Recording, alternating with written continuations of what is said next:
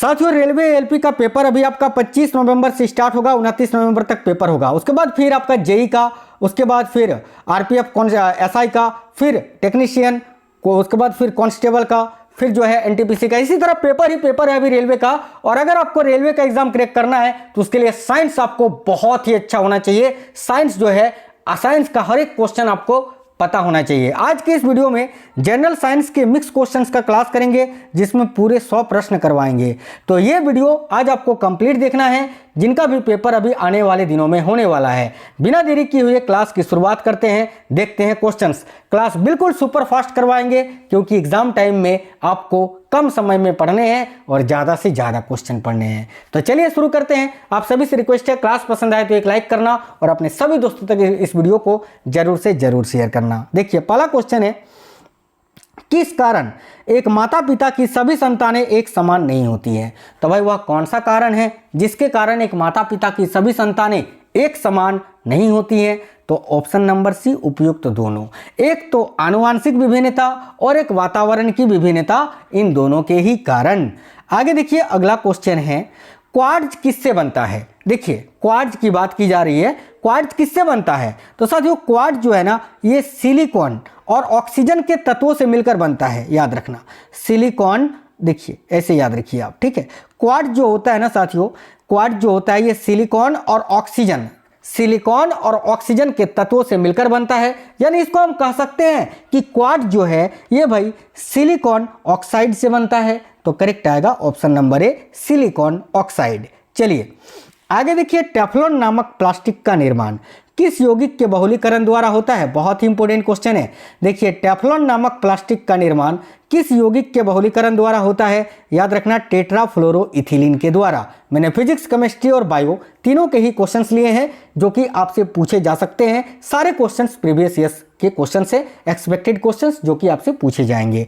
एक चीज और बता दूं क्लास में बढ़ने से पहले साथियों, क्या आपको करंट अफेयर्स का मैराथन क्लास चाहिए? बताइए कमेंट बॉक्स में। अगर चाहिए तो कमेंट करना, मैं एक ही वीडियो में जो है ना आपको पूरे 2000 जनवरी से लेकर अभी तक का जो बेस्ट क्वेश्चंस हैं जो आपको पढ़ने चाहिए, वो एक ही वीडियो में करा दूंगा, ठीक है। तो अगर आपको चाहिए तो कमेंट करना। अगर आप कमेंट करते हो इस और बताते हो कि हाँ सर चाहिए, तो मैं कल 12 बजे दोपहर में जो है ना करंट अफेयर्स का एक मैराथन क्लास लेकर आऊंगा, जिसमें बहुत ही कम समय में पूरे 300 क्वेश्चन छाट के मैंने सेलेक्ट करके रखे हैं, वो वीडियो आपको प्रोवाइड करवा दूंगा, ठीक है। तो कमेंट बॉक्स में बताना, एक ही शॉट में करंट अफेयर्स आपका कंप्लीट करवा दूंगा। देखिए तो टेफ्लॉन नामक प्लास्टिक का निर्माण किस यौगिक के बहुलीकरण द्वारा होता है? तो टेट्राफ्लोरोइथिलीन के द्वारा।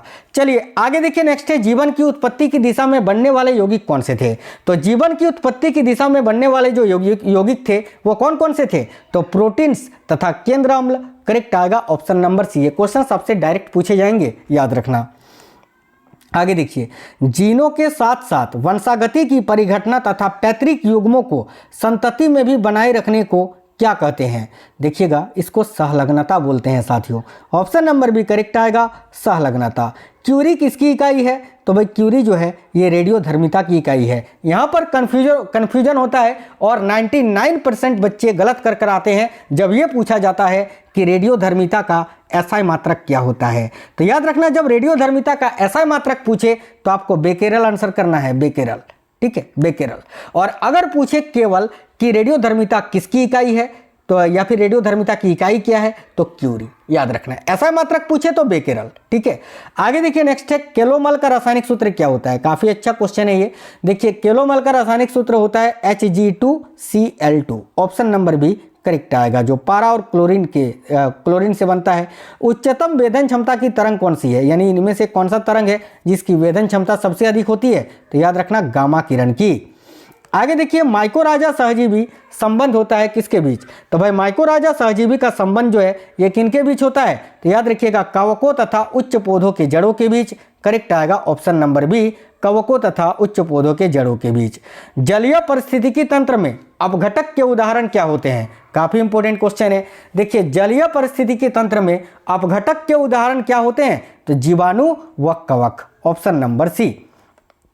पौधों में जल का परिवहन किसके द्वारा होता है? तो पौधों में जल का परिवहन जाइलम के द्वारा होता है, याद रखना। भोजन का अगर पूछ ले तो भोजन का फ्लोएम के द्वारा होता है। चलिए आगे देखिए, डीएनए संश्लेषण का प्रतिपादन किसने किया था? बहुत ही इंपॉर्टेंट क्वेश्चन है, तो याद रखना आर्थर कॉनबर्ग ने। ऑप्शन नंबर बी करेक्ट आएगा। अगला, क्लोरोफॉर्म को रंगीन बोतलों में रखा जाता है क्योंकि यह जो है वायु व प्रकाश से क्रिया करके एक विषैला पदार्थ बनाता है। वह कौन सा विषैला पदार्थ है? दो बातें याद रखना है। क्लोरोफॉर्म को रंगीन के बोतलों में भर के रखा जाता है क्योंकि इसको अगर वायु में प्रकाश में रख दिया जाए तो वह एक विषैला पदार्थ बनाता है। वह कौन सा विषैला पदार्थ है? तो याद रखिए करेक्ट आंसर होगा फासिज्न। ऑप्शन नंबर बी यहाँ आपका करेक्ट आएगा। आगे देखिए, दूध में प्रोटीन और कार्बोहाइड्रेट के अतिरिक्त पोषकदायक अन्य तत्वों में क्या सम्मिलित होता है? तो देखिए, दूध में जो है प्रोटीन और कार्बोहाइड्रेट के अलावा और क्या पाया जाता है? तो याद रखना है सभी साथियों को, बहुत ही ज़्यादा इंपॉर्टेंट क्वेश्चन है। साथियों ध्यान दीजिएगा, दूध में प्रोटीन और कार्बोहाइड्रेट तो पाया जाता ही है, साथ ही साथ दूध में पोटासियम भी पाया जाता है और कैल्शियम भी पाया जाता है। तो आप बताओगे सर, ऑप्शन नंबर सी इस क्वेश्चन का करेक्ट आंसर हो जाएगा। ठीक है, चलिए आगे देखते हैं। अगला क्वेश्चन आपके स्क्रीन पर ये रहा। अगला है, पूर्ण आंतरिक परावर्तन की स्थिति में प्रकाश का परावर्तन होता है कितना प्रतिशत? देखो, जब पूर्ण आंतरिक परावर्तन होता है ना साथियों, तो प्रकाश का जो परावर्तन होता है वो 7% होता है। 7% यानी 100% होता है। ऑप्शन नंबर डी करेक्ट आएगा। अगला, जब कोई वस्तु दो समानांतर समतल दर्पणों के बीच रखी जाती है तो बने हुए प्रतिबिंबों की संख्या कितनी होती है? तो अनंत होती है, इन्फिनिटी, याद रखना। अगला, न्यूट्रॉनों के खोजकर्ता कौन है? तो भाई न्यूट्रॉनों के खोजकर्ता कौन थे? तो पाउली थे। ऑप्शन नंबर बी करेक्ट आएगा, पाउली, याद रखना। एंडरसन ने पॉजिट्रॉन की खोज की थी, पाउली ने न्यूट्रॉनों की खोज की थी, युकावा ने मेसॉन की खोज की थी और गोल्डस्टीन ने प्रोटॉन की खोज की थी, याद रखिएगा। विटामिन सी का रासायनिक नाम क्या होता है? देखिए, विटामिन सी जो होता है ना, इसका रासायनिक नाम होता है साथियों एस्कॉर्बिक अम्ल। एस्कॉर्बिक एसिड करेक्ट हो जाएगा। किस रुधिर वर्ग में एंटीबॉडी नहीं पाई जाती है? भाई कौन सा ब्लड ग्रुप है जिसमें एंटीबॉडी नहीं पाई जाती है? तो ब्लड ग्रुप ए बी में, जो कि सर्वग्राही रक्त होता है, याद रखना, जिसमें जो है एंटीबॉडी नहीं पाई जाती है। निम्नलिखित में से भारत का प्रथम सैटेलाइट कौन सा है?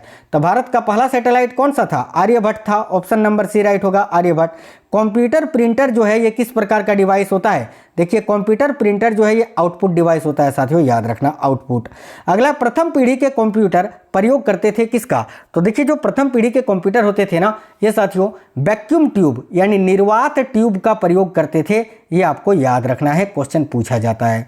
निम्न में से कौन सुमेलित नहीं है, यानी इन चारों में से कौन सा एक गलत है, यही आपको बताना है। देखिए, एनीमोमीटर की बात की जा रही है, तो एनीमोमीटर से वायु की गति सही है। ठीक है, आमीटर से विद्युत धारा मापा जाता है, ये भी सही है। पायरोमीटर से उच्च ताप को मापा जाता है, ये भी सही है। दाबांतर को टेक्योमीटर से मापा जाता है, ये गलत है, यही आपका आंसर होगा। वायुमंडलीय दाब को बैरोमीटर में मापा जाता है ना, या टेक्योमीटर लिखा है, ये आपका गलत हो गया। चलिए आगे देखिए, एक्स किरणों की वेदन क्षमता किसके द्वारा बढ़ाई जा सकती है? साथियों याद रखना, एक्स किरणों की जो वेदन क्षमता होती है वो कैथोड और एनोड के बीच विभवांतर को बढ़ाकर बढ़ाई जा सकती है। तो ऑप्शन नंबर डी करेक्ट हो जाएगा। आगे देखिए, ट्रिप्सिनोजन को ट्रिप्सिन में बदलने में सहायक होता है कौन? तो ट्रिप्सिनोजन को ट्रिप्सिन में कौन बदलता है? तो याद रखना हाइड्रोक्लोरिक अम्ल यानी HCl। आगे देखिए, हाल ही में चर्चा में आए स्वर्ण चावल किस पद्धति से विकसित किए गए थे? तो स्वर्ण चावल को साथियों किस पद्धति से विकसित किया गया था? ये बहुत ही इंपॉर्टेंट क्वेश्चन है, याद रखना, पराजनी तकनीक के द्वारा। और ये जो स्वर्ण चावल है इसमें किसकी प्रचुरता होती है? तो विटामिन ए की प्रचुरता होती है, याद रखना। तो परिजनी तकनीक यहाँ आपका करेक्ट आंसर होगा। लूनर कास्टिक का रासायनिक सूचक क्या है? तो वह लूनर कास्टिक का रासायनिक सूचक, रासायनिक नाम होता है सिल्वर नाइट्रेट और इसका रासायनिक सूत्र होता है AgNO3। Option number B right answer होगा।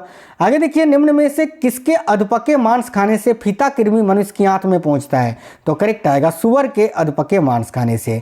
सूत्री विभाजन किस पर निर्भर करता है? तो देखिए, जो सूत्री विभाजन होता है ना साथियों, ये समय और तापक्रम दोनों पर निर्भर करता है। ऑप्शन नंबर सी करेक्ट आएगा। देखिए, वाटर टैंकों में शैवाल को नष्ट करने के लिए किस रसायन का प्रयोग किया जाता है? तो याद रखना कॉपर सल्फेट का। Option number A. आगे देखिए, आज का अगला क्वेश्चन आपके स्क्रीन पर है और नेक्स्ट क्वेश्चन है, किस पदार्थ के कारण बाष्पोत्सर्जन की क्रिया कम हो जाती है? तो भाई बाष्पोत्सर्जन की क्रिया जो है वो किस पदार्थ के कारण? तो क्यूटिन के कारण कम हो जाती है, याद रखना, क्यूटिन करेक्ट आएगा। आगे देखिए, यदि किसी वस्तु का वेग दोगुना कर दिया जाए तो क्या होगा? तो भाई यदि किसी वस्तु के वेग को हम दोगुना कर देते हैं तो उसका संवेग भी दोगुना हो जाएगा और जो गतिज ऊर्जा है ना वो 4 गुनी हो जाएगी, यानी ऑप्शन नंबर सी करेक्ट आएगा। याद रखना 1 और 2 दोनों सही है, संवेग दोगुना और गतिज ऊर्जा 4 गुनी हो जाएगी। अनोक्सी श्वसन का अंतिम उत्पाद क्या होता है? देखिए जो अनोक्सी श्वसन होता है ना इसका अंतिम उत्पाद आपसे पूछा जा रहा है। देखिए ऑक्सी का पूछे ना, अनोक्सी का पूछा है यहाँ, अनोक्सी श्वसन का जो अंतिम उत्पाद होता है वो क्या होता है? तो भाई याद रखना अनोक्सी श्वसन का अंतिम उत्पाद क्या होता है साथियों? तो भाई लैक्टिक अम्ल होता है। ऑक्सी श्वसन का क्या होता है? तो कार्बन डाइऑक्साइड और जल होता है, दोनों ही आपको याद रखने हैं। हाइड्रोलिथ का अणुसूत्र क्या होता है? बहुत ही इंपॉर्टेंट क्वेश्चन है, ध्यान से देखिएगा साथियों। हाइड्रोलिथ का अणुसूत्र आपसे यहाँ पूछा जा रहा है, तो भाई ध्यान से देखिए। हाइड्रोलिथ जो होता है इसका अणुसूत्र क्या होता है? CaH2 होता है। Option number B correct answer हो जाएगा। आगे देखिए कपड़ों को धोते समय हम नील का प्रयोग करते हैं, क्यों? तो देखिए कपड़ों को धोते समय हम नील का प्रयोग करते हैं उसकी किसके लिए? तो भाई सही वर्ण संयोजन के लिए। Option number B. एम्पिसिलिन जो है ये किस प्रकार की दवाई है? तो एम्पिसिलिन एक एंटीबायोटिक यानी प्रतिजैविक औषधि होती है। अगला क्वेश्चन है प्राचीन काल से दही जमाने का बायोटेक्नोलॉजी, ठीक है, की प्रक्रिया में निम्न में से किस जीव की आवश्यकता होती है? तो भाई करेक्ट आएगा साथियों, बैक्टीरिया की आवश्यकता होती है, यानी जीवाणु की आवश्यकता होती है दही को जमाने में। आगे देखिए NaOH सूत्र वाले रासायनिक यौगिक का सामान्य नाम क्या है? देखिएगा NaOH सूत्र वाले रासायनिक यौगिक का रासायनिक नाम क्या होता है?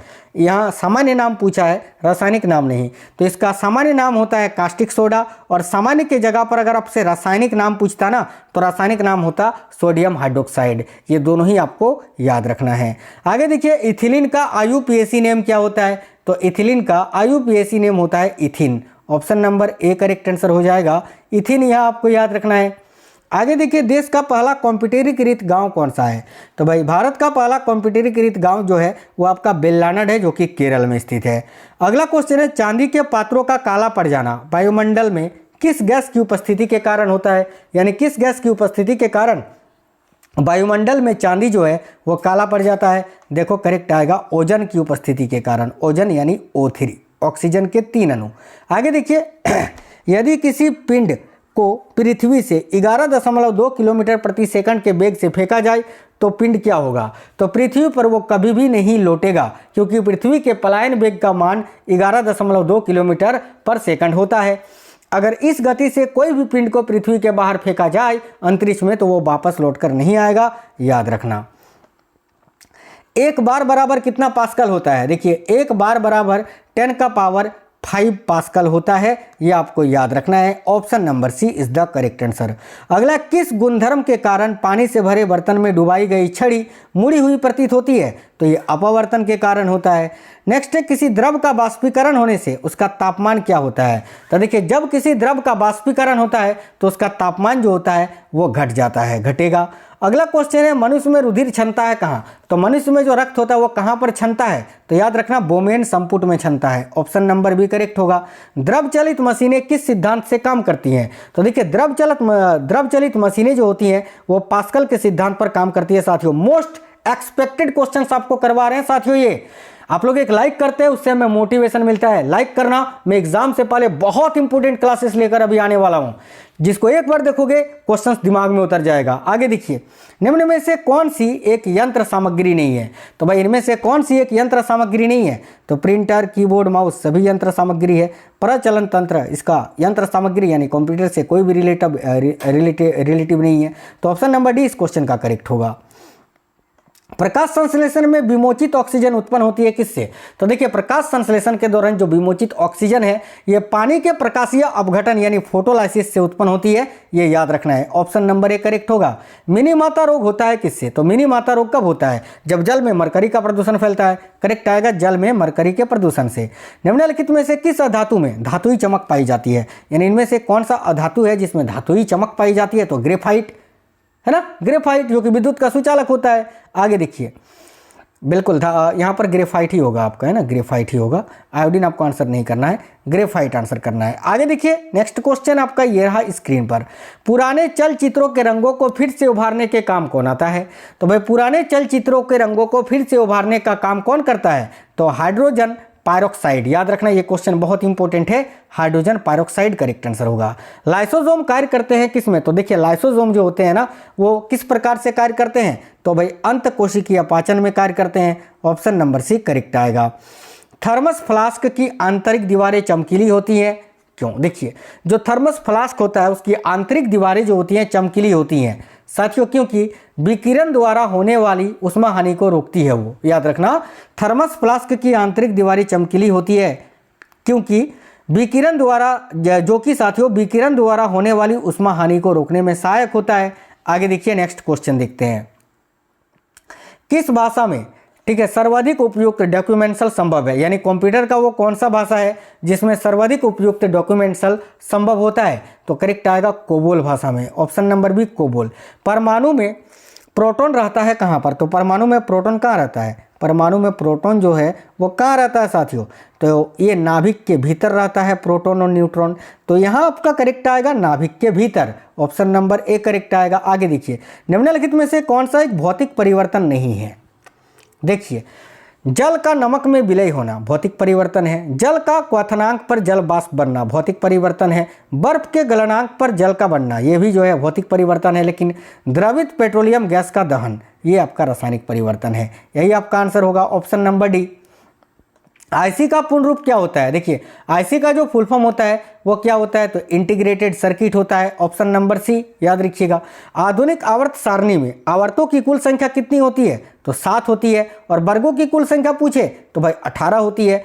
आधुनिक आवर्त सारणी का नियम किसने दिया था, तो हेनरी मोजले ने। अगला है वास्तविक केंद्रक किसमें अनुपस्थित होता है, देखिए वास्तविक केंद्रक की बात की जा रही है, ये किसमें अनुपस्थित होता है, तो भाई करेक्ट आंसर क्या हो जाएगा साथियों, वास्तविक केंद्रक ये जीवाणु में अनुपस्थित होते हैं। ऑप्शन नंबर सी करेक्ट आएगा।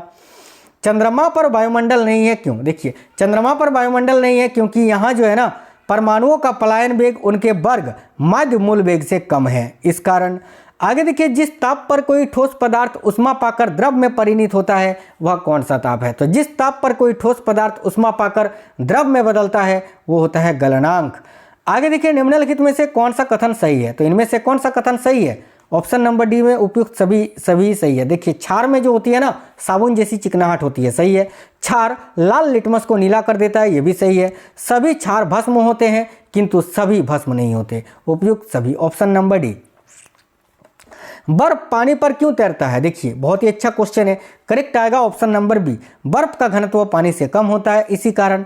आगे देखिए पेप्सिन एंजाइम किस माध्यम में क्रियाशील रहता है, तो पेप्सिन एंजाइम जो होता है ना ये क्षारीय माध्यम में क्रियाशील रहता है, याद रखना है। अगला है हाइड्रोजन से भरा रबड़ का गुब्बारा वायु में ऊपर जाकर फट जाता है, क्यों, करेक्ट आएगा ऊपर जाने से वायुदाब घट जाता है जिस कारण गुब्बारा फट जाता है। अगला प्रकाश संश्लेषण की दर सबसे अधिक कहाँ होती है, तो प्रकाश संश्लेषण की जो दर होती है ना ये सबसे अधिक होती है साथियों किसमें, तो याद रखना बहुत ही इंपॉर्टेंट क्वेश्चन है, बिल्कुल रेड कलर में लाल रंग में याद रखना, प्रकाश संश्लेषण की दर सबसे अधिक लाल रंग के प्रकाश में होती है। आगे देखिए नेक्स्ट है पेनिसिलिन के खोजकर्ता कौन है, भाई पेनिसिलिन की खोज किसने की थी, अलेक्जेंडर फ्लेमिंग ने की थी। आगे देखिए किसी वस्तु का ताप किसका सूचक है, तो किसी भी वस्तु का जो ताप होता है वो किसका सूचक होता है, याद रखना उनके अणुओं की औसत गतिज ऊर्जा का। ऑप्शन नंबर डी उसके अणुओं की औसत गतिज ऊर्जा का सूचक होता है।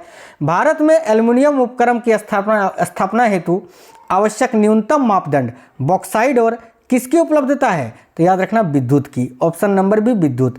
कौन सा रोग कीट के काटने से होता है, तो इनमें से कौन सा रोग है जो कीट के काटने से होगा, तो करेक्ट आएगा dengue. Option number B correct आएगा। निम्नलिखित में से किस समूह के जीवों के डूबने से हुई मृत्यु का पता लगाने में महत्वपूर्ण है, तो निम्नलिखित में से किस समूह के जीवों के डूबने से हुई मृत्यु का पता लगाने में महत्वपूर्ण होता है, तो देखिए करेक्ट आएगा डायमट। ऑप्शन नंबर डी डायमट याद रखना। तितलियों का अध्ययन क्या कहलाता है, करेक्ट आएगा लेप्डेटेरियोलॉजी। ऑप्शन नंबर सी।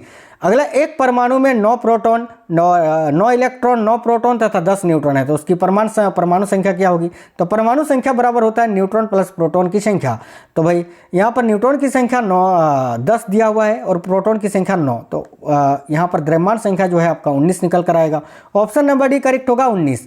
सोते समय रक्तदाब में क्या परिवर्तन होता है? तो देखिए जब इंसान सोता है ना साथियों, तो उसका जो रक्तदाब होता है वो घटता है। ऑप्शन नंबर बी करेक्ट आएगा, घटेगा।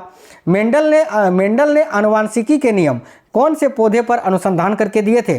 तो करेक्ट आएगा मटर के पौधे पर। आगे देखिए एसआई पद्धति में लेंस की शक्ति की इकाई क्या है? तो लेंस की शक्ति की इकाई होती है डायोप्टर, याद रखना। आगे देखिए पीतल किसकी मिश्र धातु होती है? तो पीतल जो है ना ये तांबा और जस्ता का मिश्र धातु होता है। Option number C. आगे देखिए चटका हुआ कांच चमकीला प्रतीत होता है, किसके कारण? करेक्ट आएगा पुनः आंतरिक परावर्तन के कारण। आगे देखिए निम्नलिखित में से कौन एक शरीर को गर्म रखने हेतु उत्तरदायी होता है? तो भाई एक शरीर को गर्म रखने हेतु उत्तरदायी कौन होता है साथियों? तो याद रखिएगा वसामय उत्तक। ऑप्शन नंबर सी करेक्ट आएगा। माइक्रोसॉफ्ट कंपनी के संस्थापक कौन है? तो माइक्रोसॉफ्ट कंपनी के संस्थापक पूछा जा रहा है, जो कि कौन है? तो भाई ये दोनों होगा, पॉल एलन और बिल गेट्स। देखिए बिल गेट्स ने माइक्रोसॉफ्ट की स्थापना की थी और पॉल एलन उनके सह संस्थापक थे। तो यहाँ पर इसका ऑप्शन नंबर जब दोनों दिया हुआ है तो दोनों आंसर होगा। आगे देखिए एंटीजन यानी प्रतिजन एक ऐसा पदार्थ है जो क्या करता है? तो भाई प्रतिजन एक ऐसा पदार्थ है जो प्रतिरक्षी के निर्माण को बढ़ावा देता है। ऑप्शन नंबर सी करेक्ट होगा। ऐसे दो तत्व जिसमें इलेक्ट्रॉनों की संख्या भिन्न भिन्न हो किंतु जिनकी द्रव्यमान संख्या समान हो उसको क्या बोलते हैं? तो जिनकी द्रव्यमान संख्या समान होती है उसको आइसोबार बोलते हैं। आइसोबार यानी क्या बोलेंगे उसको हम? देखिए इस क्वेश्चन का करेक्ट आंसर क्या हो जाएगा? तो समभारिक हो जाएगा। Option number B right answer है। चींटी या मधुमक्खी के काटने पर उसके डंक में निम्न द्रव्य पाया जाता है। तो जब चींटी या मधुमक्खी काटता है तो उसमें कौन सा अम्ल पाया जाता है? तो फार्मिक अम्ल पाया जाता है। आगे देखिए एमएस वर्ड प्रयोग किया जाता है किसके लिए? तो एमएस वर्ड का प्रयोग हम किस लिए करते हैं साथियों? पद्यांश डाटा संशोधन हेतु। Option number B correct answer होगा, पद्यांश डाटा को संशोधित करने हेतु। वह वैज्ञानिक जिसने परमाणु सिद्धांत की खोज की थी? तो देखिए परमाणु सिद्धांत की खोज किसने की थी? जॉन डाल्टन ने की थी। ऑप्शन नंबर सी करेक्ट है। कीड़ों तथा हानि पहुंचाने वाले तत्वों को घरों से दूर भगाने के लिए प्रयोग में लाया जाने वाला कौन सा तरंग होता है? तो कीड़ों तथा हानि पहुंचाने वाले तत्वों को घरों से दूर भगाने के लिए किसका प्रयोग किया जाता है? अल्ट्रासोनिक तरंग का। ऑप्शन नंबर ए करेक्ट आएगा। आगे देखिए 1 ग्राम वसा में कितनी ऊर्जा प्राप्त होती है? तो 1 ग्राम वसा से जो है ना, याद रखना ये आपको, 1 ग्राम वसा से 9 किलो कैलोरी ऊर्जा प्राप्त होती है, ये आपको रट लेना है। आगे देखिए पैराफिन किसका उप उत्पादक होता है? तो पैराफिन जो होता है ये पेट्रोलियम परिशोधन का उप उत्पादक होता है। अगला निम्नलिखित में से किस वंश में विषम बीजाणुता पाई जाती है? इनमें से कौन सा वंश है साथियों जिसमें विषम बीजाणुता पाई जाती है? तो करेक्ट आएगा मार्सिलिया में। आगे देखिए जिब्रेलिन पृथक किया गया था किससे? तो भाई जिब्रेलिन को किससे अलग किया गया था? आप बोलोगे सर जिब्रेलिन को एक कवक से अलग किया गया था। ऑप्शन नंबर बी कवक। अगला एनिलीन के शुद्धिकरण के लिए किस विधि का उपयोग होता है? तो देखिए एनिलीन के शुद्धिकरण के लिए भाप श्रवण विधि का उपयोग किया जाता है। ऑप्शन नंबर ए करेक्ट आएगा। मनुष्य की आंत में रहने वाला एक कोशिकीय आरोग्यजनक परजीवी प्रोटोजोआ कौन सा होता है? देखिएगा मनुष्य की आंत में रहने वाला एक कोशिकीय आरोग्यजनक जो परजीवी प्रोटोजोआ होता है वो होता है E coli. Option number A Escherichia coli.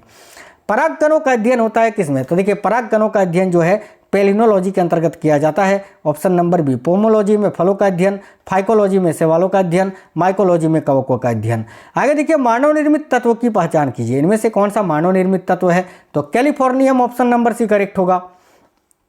शीशे के संचयन वाले सेल में किस अम्ल का प्रयोग किया जाता है? तो करेक्ट आएगा सल्फ्यूरिक अम्ल का। Option number D. अगला दोष युक्त ब्रिक वाले व्यक्तियों के लिए अपोहन का उपयोग किया जाता है। इसमें निहित प्रक्रम क्या होता है? तो इसमें जो निहित प्रक्रम होता है साथियों अपोहन में वो क्या होता है? तो परासरण होता है। ऑप्शन नंबर बी परासरण। वह उत्तक जो द्वितीयक वृद्धि के लिए उत्तरदायी होता है। इनमें से कौन सा उत्तक है जो द्वितीयक वृद्धि के लिए उत्तरदायी होता है? याद रखना कैम्बियम। ऑप्शन नंबर सी। विश्व में सर्वाधिक कंप्यूटरों वाला देश कौन सा है? तो भाई विश्व में सर्वाधिक कंप्यूटरों वाला देश है संयुक्त राज्य अमेरिका। नेक्स्ट क्वेश्चन है ऑन्कोलॉजी में किसका अध्ययन होता है? तो देखिए ऑन्कोलॉजी के अंतर्गत किसका अध्ययन किया जाता है? बहुत ही अच्छा क्वेश्चन है, बहुत ही इंपॉर्टेंट क्वेश्चन है। तो भाई ऑन्कोलॉजी में किसका अध्ययन किया जाता है साथियों? तो आप बोलोगे सर कैंसर का अध्ययन किया जाता है। तो साथियों आज की इस वीडियो में पूरे 100 क्वेश्चंस थे। 100 में से आप कितने क्वेश्चंस करेक्ट कर पाए हैं कमेंट बॉक्स में बताना। और याद रखिए कल दोपहर 12 बजे सभी लोग तैयार रहेंगे। बहुत इंपॉर्टेंट क्लासेस कल दोपहर 12 बजे अपलोड होगा।